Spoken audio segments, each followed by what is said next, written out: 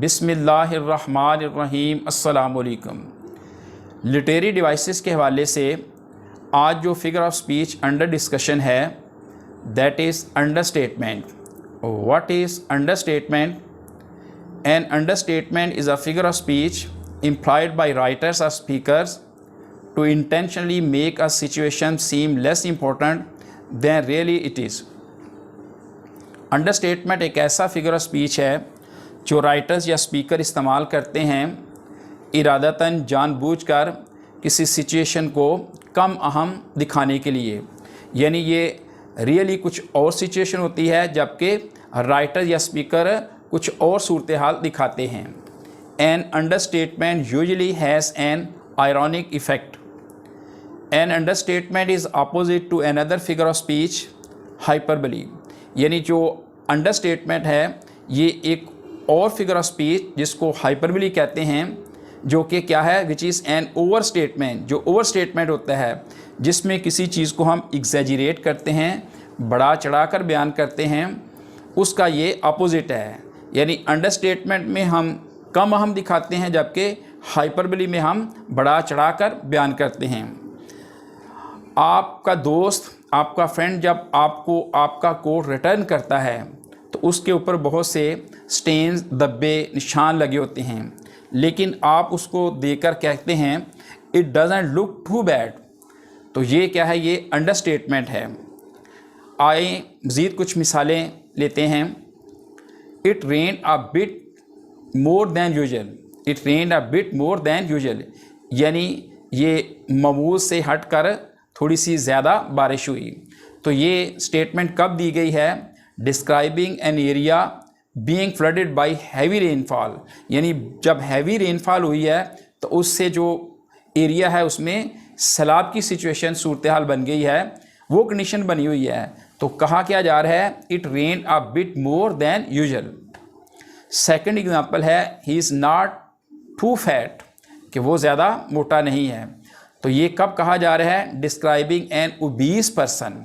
Obese कहते हैं extremely fat, कि बहुत ज़्यादा खासे मोटे शख्स को कहते हैं obese person.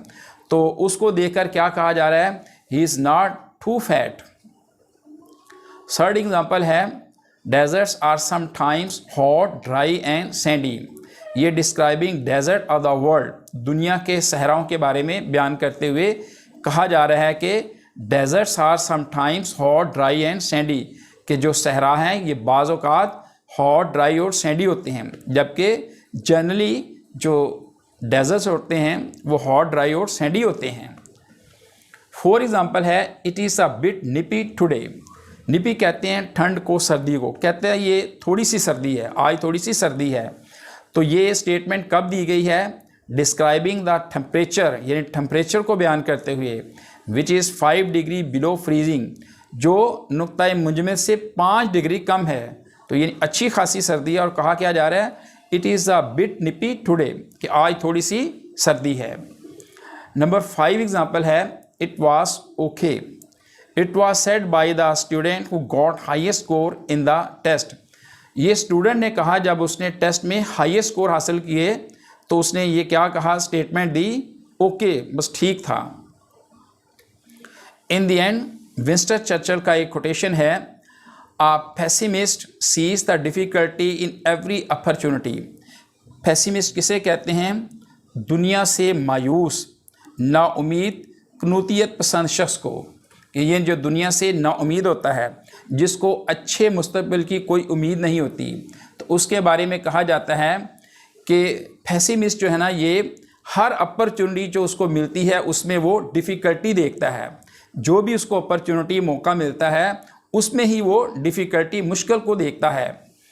Where as an optimist, जबकि जो ऑप्टिमिस्ट होता है, ऑप्टिमिस्ट कहते हैं जो दुनिया से अच्छी उम्मीद रखे, रजायत पसंद, अच्छे फ्यूचर की, ब्राइट फ्यूचर की उम्मीद रखने वाले को कहते हैं ऑप्टिमिस्ट, कि एक ना एक दिन क्या होगा, दिन फिरेंगे, अच्छे दिन आएंगे, उसको ऑप्टिमिस्ट कहते हैं। तो कहते हैं कि an optimist sees the opportunity in every difficulty, कि जो ऑप्टिमिस्ट होता है उसको कोई भी डिफ़िकल्टी आए उसमें भी वो अपॉर्चुनिटी को ढूंढ लेता है। बहुत ही खूबसूरत बात है।